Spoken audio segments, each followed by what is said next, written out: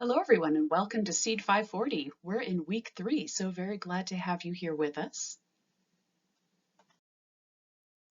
Just a brief note on the course administration. Don't forget that there is a quiz posted every week in the weekly folder.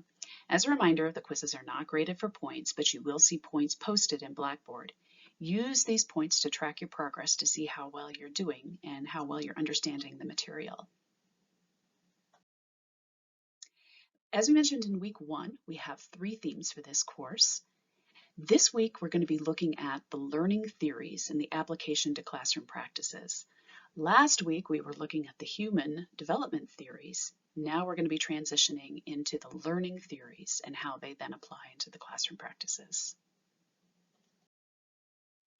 All right, as we start thinking about learning theories, think back to a class you had where the teacher had incredible classroom management skills.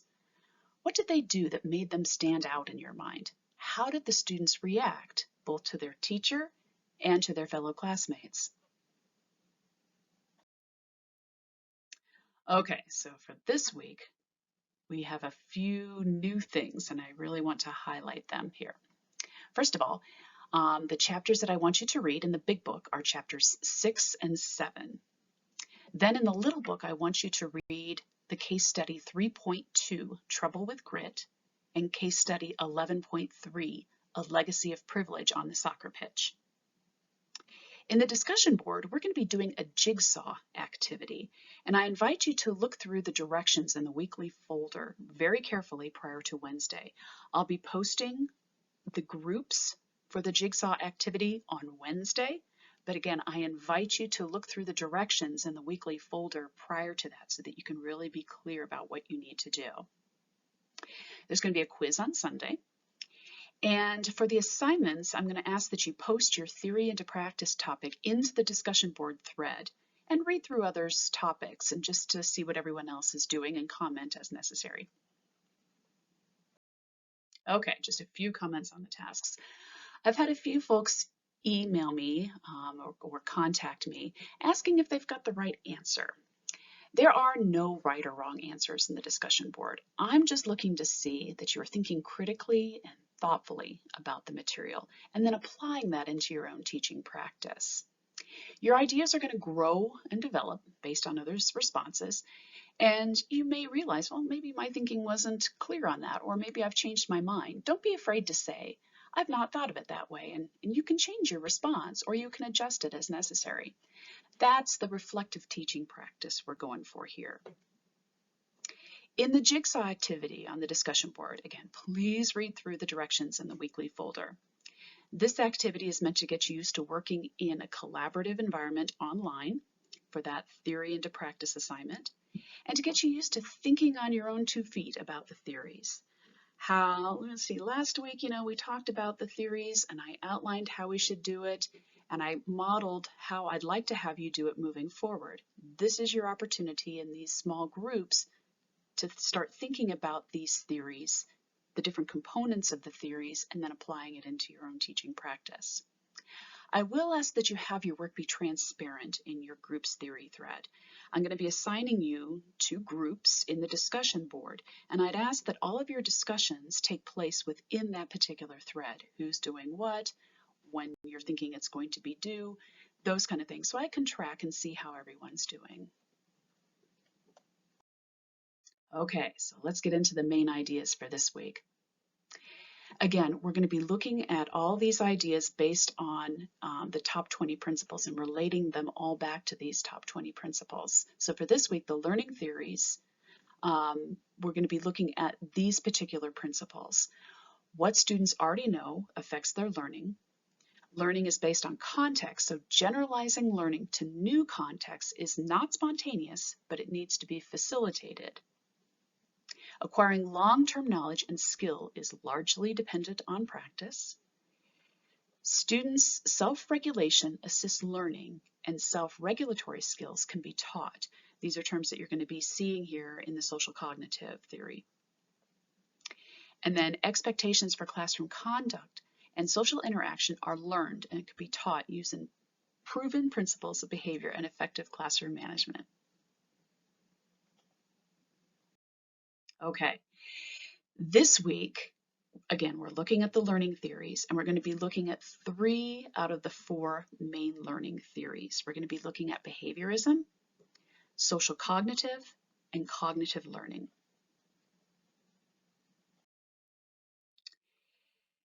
As you saw last week, we looked at theories in light of 4 main categories or 4 main subcategories of thinking about it. We looked at the explanation, what it is, what's its overarching intent. We looked at the major concepts, including strategies for classroom application. Then we looked at how we can apply those principles and what goals we have for instruction using those principles. And then finally, the criticisms. So where does this theory fall short? How does it compare to other theories? So as you move forward here in your own thinking, in your groups, I want you to think about these theories in light of these 4 subcategories here: explanation, major concepts, goals of instruction, and criticism. Now, some people have asked here in the past, like, what are the goals of instruction? What exactly does that mean? Let me give you an example here. In the social cognitive theory, a goal is to promote self-regulation. Okay, so what is the intent of this goal? What's its main purpose here in our classrooms? Here is just a brief explanation about how you're going to be filling out the charts. I have here a screenshot of the chart that you'll be using. It's just part of that chart. Complete your group's assigned chart using bullet points. That's perfectly okay. But you need to have clear descriptions and definitions so that the reader can understand it. We're going to be sharing your charts back to the larger group, so others need to be able to understand what you're saying. Since you're going to be using these theories in future assignments, be sure that you spend time explaining how it can be applied in the classroom. That really should be the big part of this chart. Save yourself some time here in looking through these charts, completing these charts, because that will help you later on when you complete this assignment.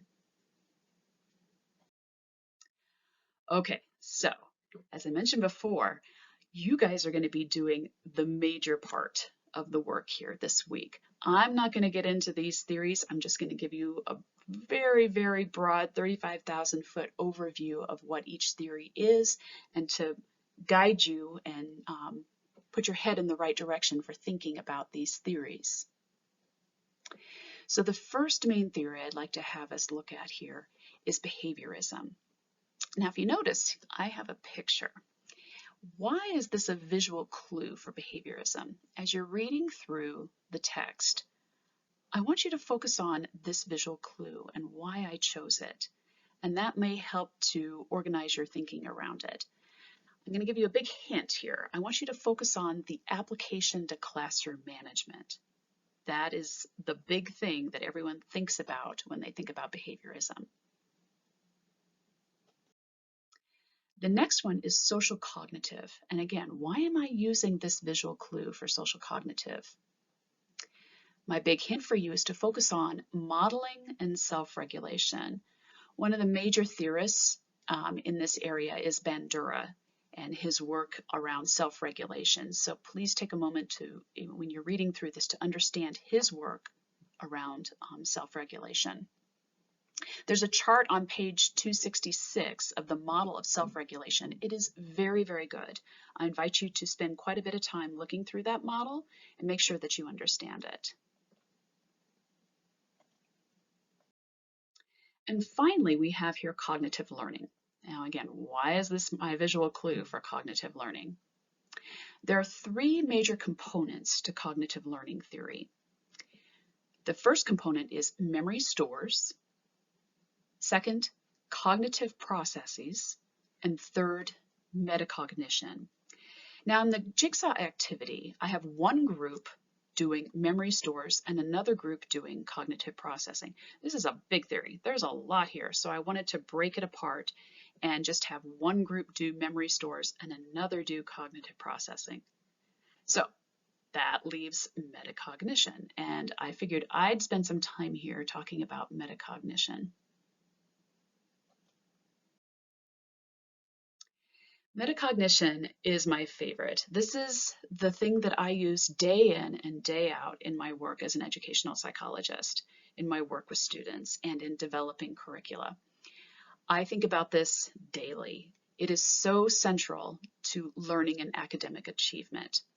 Now, metacognition is that thinking about thinking. It's that moment where you're thinking about how are you processing this material? And again, like I said, it plays a central role in learning and academic achievement. And I dare say it's predictive.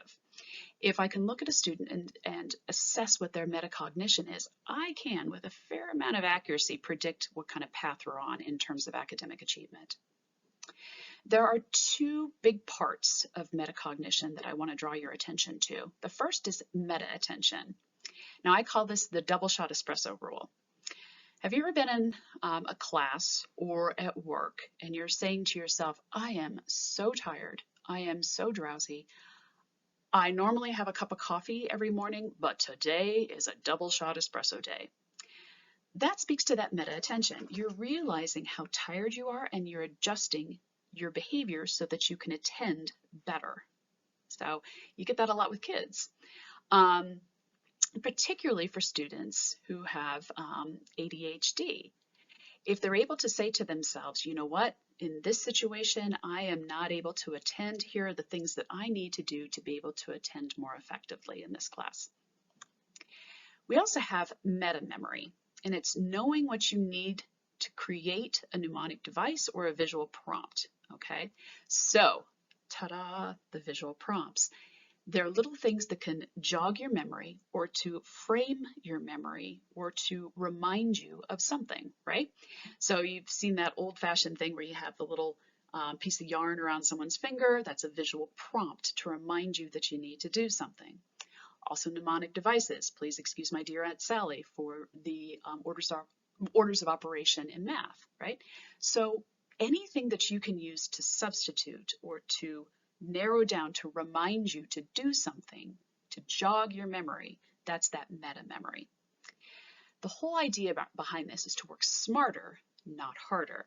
So a lot of times what you'll see for students, particularly in the secondary classroom, is that they want to work so hard, or they think they have to work so hard, not realizing that actually you just need to work smarter and to use some of these meta memory devices and to use the principles of meta attention. What's key here too is the role of emotions. So you're more likely to remember something or to think more clearly if you're in a good frame of mind. I mean, I think that it's kind of obvious, right? That if you're depressed or if you're anxious or if you're really upset about something, that's really going to affect your metacognition. The other thing that's important for our secondary classrooms is the role of cognitive load and the need to break things down into parts. Okay, so we have here this big honkin' book, right? It's a big book.